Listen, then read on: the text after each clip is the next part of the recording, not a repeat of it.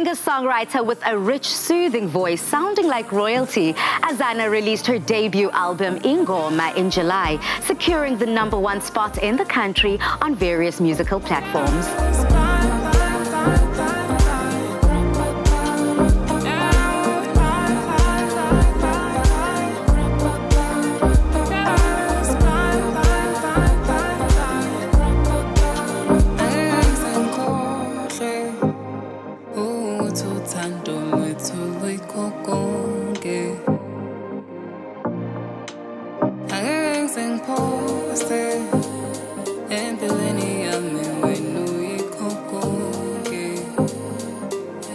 Welcome to the Loft, Azana.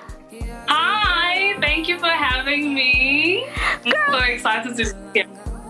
You're looking so good. And you know, I appreciate this conversation more than ever because you are born and raised in Durban, much like myself. So it kind of feels like this is a visit from home.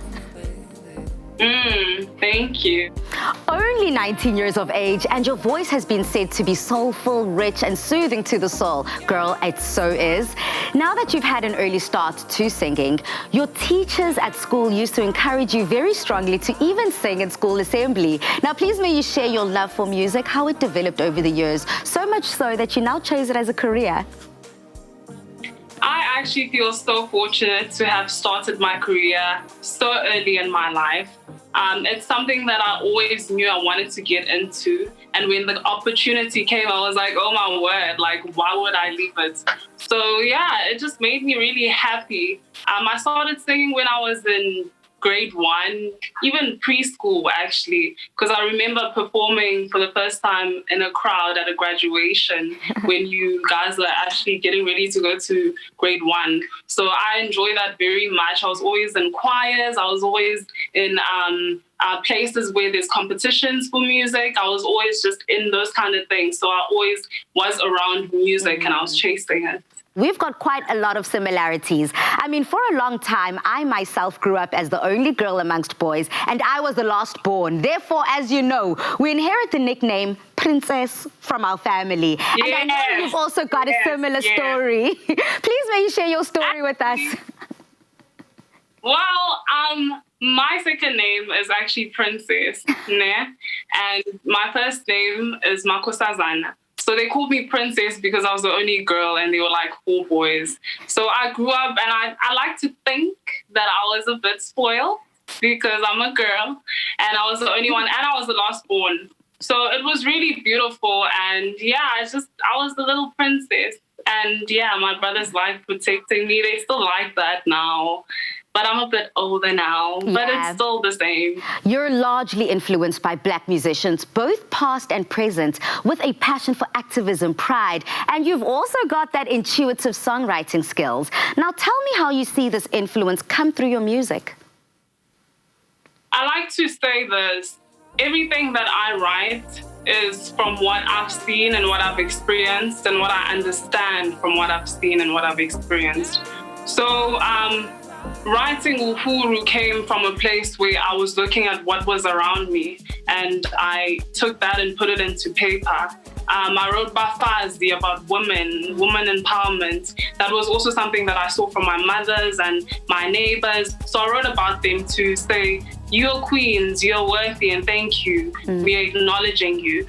So yeah, that's how I write. Talking about being inspired by other women, you too want to inspire women through your music. I mean, your album cover, which is an image of yourself where you darkened your skin tone intentionally. Why did you decide to do this? It's saying break all beauty standards. I'm not setting a beauty standard. I am just saying break them all. And yeah, just do whatever you want and you believe that you're beautiful, however you look, you know? So it's not hitting anything, but it's breaking everything. I love that. And as we trickle into August, Women's Month, your 14-track debut album, each song has a special message and deals with relevant themes that are experienced just by so many. So let's specifically talk about Abafazi that you've already touched on. How has the track reminded you of women, and how will it then continue to remind women of their innate power?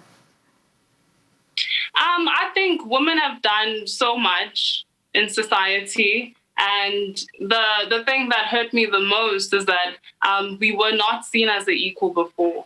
And now we're in a time where we can express ourselves and we can say, I am equal. I can do what a man can do. So that really inspired me. And I just wanted to put it in a song and tell women that, yes, we are equal. Yes, we are powerful. You can be whatever you want to be because you're a woman and you're a queen. Thank you so much for that incredible information that, you know what, even though you are creating music, it's so much more than just creation and art. It's also education. And that's what's so critical and important. I also just want to thank you because you're not only using your brains creatively, but you're also using it within the law fraternity, studying family law and wanting to see a change within our communities, wanting to see a change within the vulnerable people, whether women or children alike. So we appreciate you, Siswami. We give you all the power. We are saying continue forth, conquer and be great during this Women's Month and, of course, throughout 2020. Cheers, my love. Thank you. Thank you so much for having me. Bye. South Africa, we do love her, a true Durbanite, but of course, making sure that the world hears her music. Use our hashtag Afternoon Express on our social media platforms and let's engage with all things Azana. Bye, my love.